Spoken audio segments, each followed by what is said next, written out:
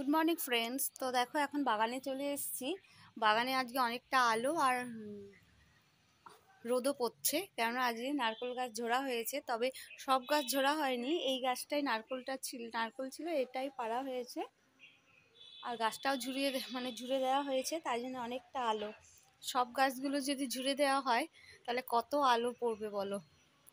তাই জন্য এখানে রোদ পড়েছে বলে এখানে একটু দাঁড়িয়ে আছি। তবে এখন যাব, ও বাড়িতে যাব, একটু দরকার আছে। আর দেখছি নারকেলগুলো, দেখছি বেশিরভাগ নারকেলই সব ভালো না, খারাপ সব নারকেলগুলো সব পড়ে আছে।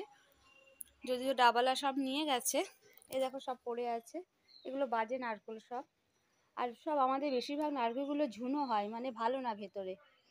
বেশিরভাগগুলো হয় কারণ না গাছ ঝাড়ানো ঠিকভাবে হয় না বলে, তাই জন্য সব ঝুনো নারকেলগুলো বেরোয়। কয়েকটা ভালো হয়। এখন সব এগুলো সব পরিষ্কার করতে হবে, এগুলো সব বাবা আর মা মিলেই সব পরিষ্কার করবে। বাগানটা কি অবস্থা দেখো।